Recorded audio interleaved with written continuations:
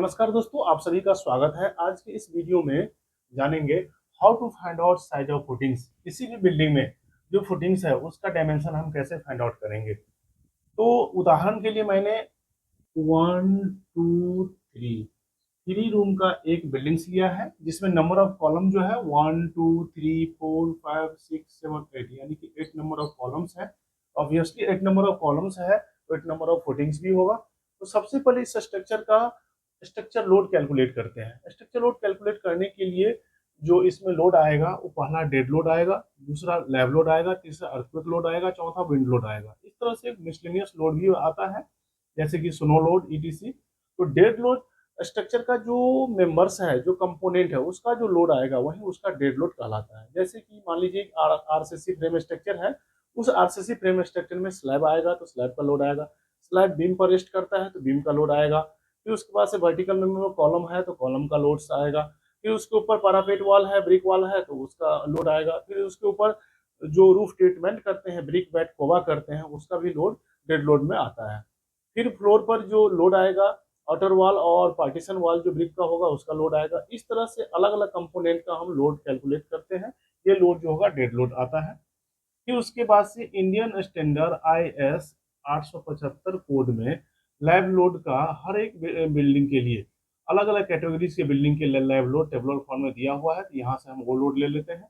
फिर earthquake load भी Indian standard code से लेते हैं, फिर विंड लोड भी लेते हैं, विंड लोड भी कोड से निकाल लेते हैं, फिर अर्थक्वेक लोड भी ले लेते हैं। इस तरह से टोटल लोड को हम अगर जोड़ते हैं तो ये टोटल स्ट्रक्चर का लोड आ जाता है। उसके बाद से उदाहरण के लिए मैंने एक टोटल स्ट्रक्चर का जो लोड है उसको हम एज्यूम किया है 3800 किलो न्यूटन। 3800 किलो न्यूटन को हम केजी में कन्वर्ट करेंगे तो 1 kilonewton equal to 101.97 KG आता है। इसीलिए 3800 किलो न्यूटन को केजी में कन्वर्ट करने के लिए 3800 मल्टीप्लाइड बाय 101.97 केजी। ये मल्टीप्लाई करने के बाद से इसका जो वैल्यू आएगा, ये वैल्यू यहाँ पर 3800 मल्टीप्लाइड बाय 101.97, इसको गुना करने के बाद से 387486 केजी आएगा। यानी कि ये टोटल जो बिल्डिंग्स है, इस बिल्डिंग का जो टोटल लोड आएगा 387,486 केजी। क्योंकि ये टोटल बिल्डिंग फुटिंग पर रेस्ट करेगा और फुटिंग सॉइल पर रेस्ट करेगा। इसीलिए हम यहाँ का सॉइल का जो बियरिंग कैपेसिटी है ये हम लेते हैं। सॉइल का बियरिंग कैपेसिटी मतलब सॉइल का जो सपोर्टिंग पावर होता है उसी को सॉइल का बियरिंग कैपेसिटी कहा जाता है। ये सॉइल का जो बियरिंग कैपेसिटी होता है अलग अलग प्रोफाइल के लिए अलग अलग होता है। ये कम्प्लीटली स्टेटा पर निर्भर करता है और लोकेलिटी पर है।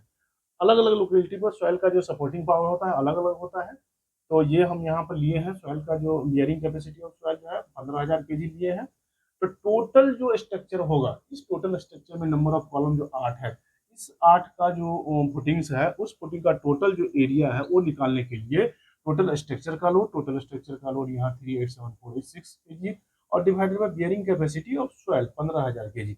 टोटल स्ट्रक्चर लोड यहाँ से ले लिया और बियरिंग कैपेसिटी ऑफ सॉइल जो है 15,000 केजी। इसको डिवाइड करने के बाद से जो इसका जो वैल्यू आ रहा है 387486 डिवाइडेड बाय 15,000, ये वैल्यू देख सकते 25.83 स्क्वायर मीटर स्क्वायर आया। क्योंकि ये टोटल जितने भी फुटिंग्स आएगा इस बिल्डिंग का उसका ये एरिया हो गया और इसमें 8 फुटिंग है, इसीलिए इसमें हम 8 से डिवाइड करेंगे तो एक फुटिंग का एरिया फाइंड आउट हो जाएगा। Area of one footing is equal to 25.83 square metre, जो कि टोटल एरिया ऑफ फुटिंग्स है इस बिल्डिंग का, divided by 8 number of footings. तो इसमें हम 8 से डिवाइड करेंगे 25 डिवाइडेड बाय 8.83 डिवाइडेड बाय 8, इसका जो वैल्यू है ये वैल्यू 3.228 यानी कि 3.23 स्क्वायर मीटर आ गया।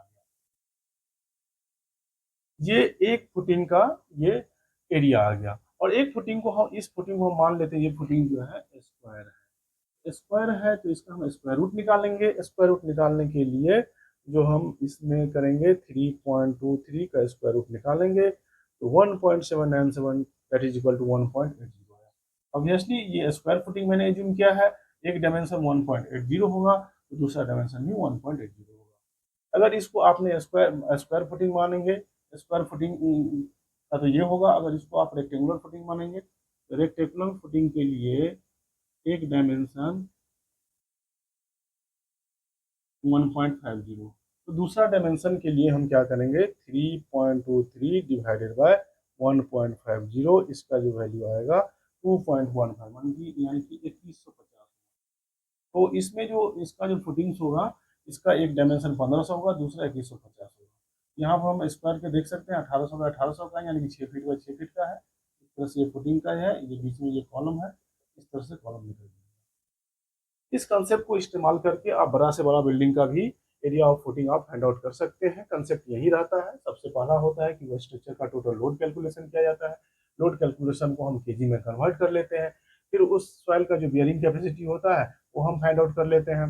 टोटल जो भी स्ट्रक्चर का जितने भी उसमें लोड डिस्ट्रीब्यूशन का टोटल जितने भी फुटिंग्स है, यानी कि जितने भी कॉलम्स के नीचे फुटिंग्स है, उस फुटिंग की संख्या हम देख लेते हैं, उसका एरिया निकालते हैं। एरिया निकालने के बाद से संख्या से डिवाइड कर लेते हैं।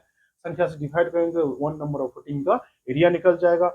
उस फुटिंग को लोड डिस्ट्रीब्यूशन, चाहे वो उसको हम स्क्वायर स्क्वायर फुटिंग एज्यूम करें या रेक्टेंगुलर एज्यूम करें, इस तरह से उसका इंडिविजुअल फुटिंग का डायमेंशन हम फाइंड आउट कर सकते हैं। तो मैं ऐसा करता हूँ ये वीडियो आप लोगों को इन्फॉर्मेटिव लगा होगा। अगर ये वीडियो आप लोगों को अच्छा लगा होगा तो वीडियो को लाइक करिएगा, ज़्यादा से ज़्यादा शेयर कीजिएगा, और इसी तरह की वीडियो देखने के लिए चैनल को सब्सक्राइब कर लीजिएगा। वीडियो को लास्ट तक देखने के लिए आप सभी को बहुत बहुत धन्यवाद।